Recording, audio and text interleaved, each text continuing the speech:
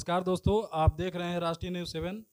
आज हमारे स्टूडियो में आए हैं इस मोतिहारी शहर के उभरते हुए शायर फ़खरे आलम मौलाना साहब।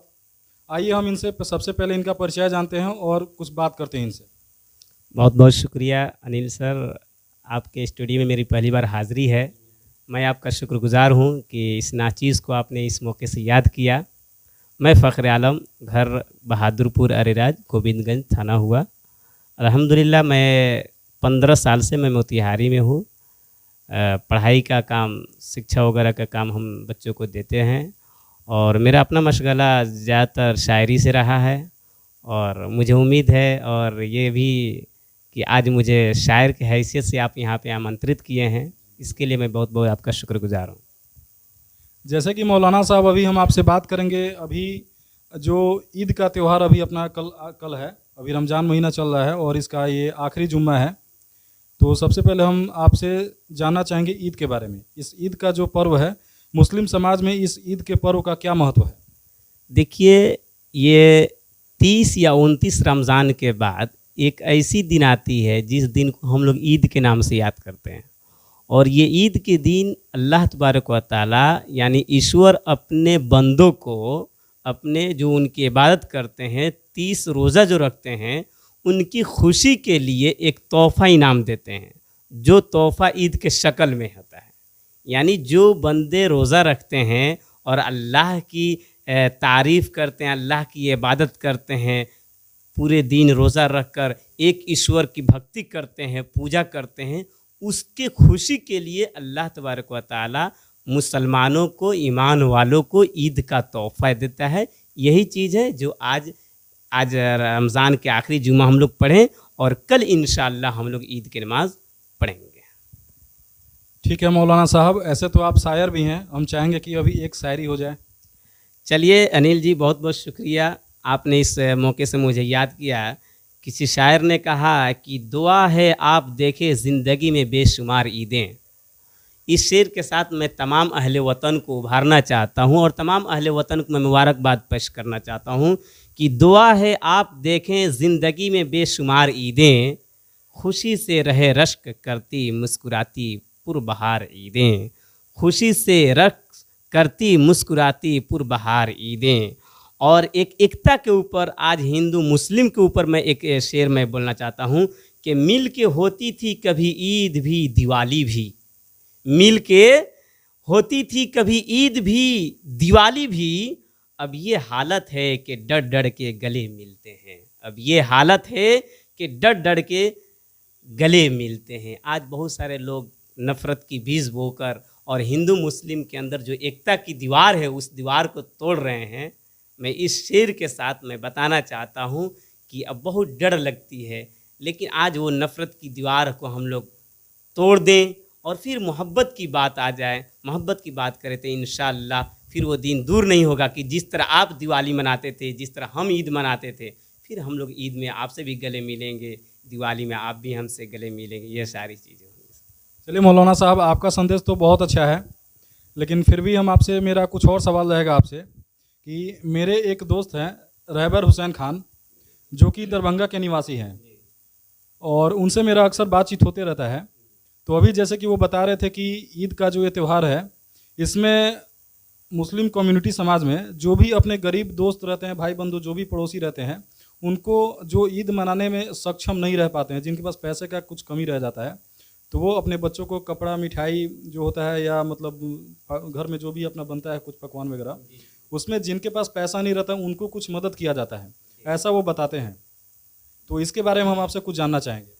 देखिए, ये तो एक इंसानियत का तकाज़ा है कि अगर एक पड़ोसी अच्छा खाना खा रहा है और एक पड़ोसी के पास खाना तक नहीं है, तो एक पड़ोसी के ऊपर हक बनता है, सिर्फ मुसलमान के लिए नहीं, सारे कौम के लिए, सारे जाति के लिए ये फ़र्ज़ बनता है कि अगर मैं खाना खा रहा हूँ तो मेरा पड़ोसी खाना खाया या नहीं।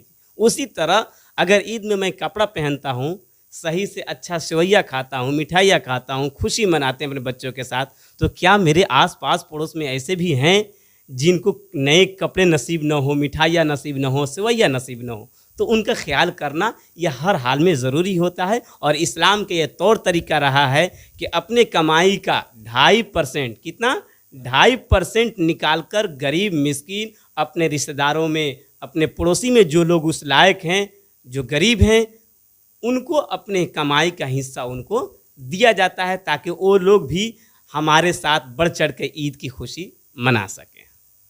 तो मौलाना साहब, हम आपसे जानकारी चाहेंगे, क्या कुछ ऐसे व्यक्ति का नाम आप बता सकते हैं जिन्होंने अभी इस रमज़ान महीने में ईद के वक्त, जो कि ईद कल है, वो किसी का कुछ मदद किए हो? देखिए, इस तरह के तो बताया गया इस्लाम में कि एक हाथ से दिया जाए तो दूसरे हाथ को खबर नहीं होनी चाहिए, क्योंकि अगर किसी गरीब को दिया जाता है तो उसको कहा नहीं जाए, क्योंकि उसका दिल टूट जाता है। तो ये नाम बताना मैं मुनासिब नहीं समझता हूँ, लेकिन अल्हम्दुलिल्लाह अपने चंपारण के शहर में बहुत सारे ऐसे लोग हैं जो अपने कमाई का 2.5% वो निकालते हैं, जिनका रकम लगभग 10-10 लाख, 20-20, 5-5 लाख होता है और गरीबों में तकसीम की जाती है। बहुत सारे ऐसे हजरात हैं, जैसे हमारे डॉक्टर शमीमुल हक साहब हैं जो MIM के हैं, उन्होंने अपना काफ़ी ईद का किट बांटा। डॉक्टर सगीर आलम साहब हैं, तफसील आलम साहब, इकबाल साहब, और भी एजाज़ आलम जो बड़ियारपुर से हैं, वो भी अपना, बहुत सारे लोग अपना इस तरह के जो माल निकाल कर गरीबों में खर्च किया है। और मैंने भी अल्हम्दुलिल्लाह अपने हाथों से कई लोगों से गरीब मिस्किनों का काम भी करवाया है, और अपने हाथ से भी कुछ ना कुछ रकम मैंने दिया है, जो नाम मैं बताना मुनासिब नहीं समझता। चलिए मौलाना साहब, हम आपसे चाहेंगे एक और शायरी आपसे हो जाए। देखिए, आप अगर अर्ज़ किए हैं तो मैं एक एकता के ऊपर एक शेर मैं पढ़ना चाहता हूँ कि एक दूसरे का हम सभी सम्मान करेंगे, एक दूसरे का हम सभी सम्मान करेंगे, एक दूसरे का हम सभी सम्मान करेंगे, झगड़ा न कभी हिंदू मुसलमान करेंगे, झगड़ा न कभी हिंदू मुसलमान करेंगे, कुरान का तुम अदब करो, गीता का करे हम, गीता का करे हम, कि कुरान का तुम अदब करो, गीता का करे हम, मुश्किल एक दूजे का आसान करेंगे, मुश्किल एक दूजे का हम आसान करेंगे। और आखिरी शेर जो बहुत सारे लोग नफ़रत की बीज बोते हैं उसके मुतालिक, कि नफ़रत जो सिखाए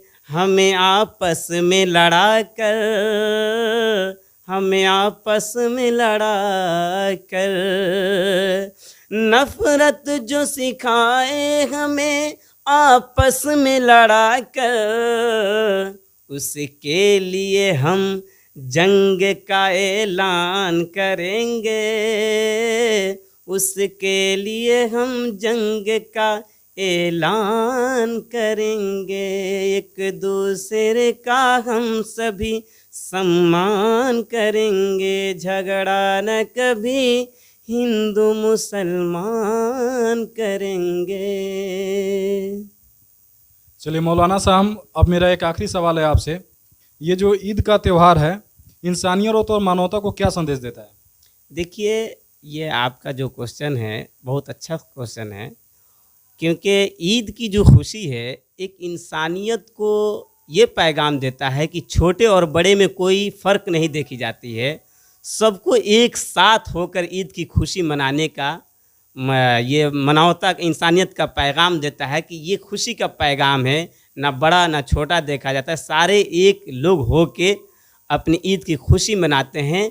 यानी बड़ और ऊंच, ऊंच नीच का ये समझिए क्या मानवता का ये सम्मान जो होना चाहिए, ये नफ़रत की बात नहीं होती है, बिल्कुल एक सम्मान होने का पैगाम देता है। ये सारी चीज़ें। चलिए धन्यवाद करेंगे हम आपका स्टूडियो में आपने आके बहुत ही एक अच्छा संदेश दिया, बहुत ही अच्छी बातें बोली आपने। धन्यवाद आपका।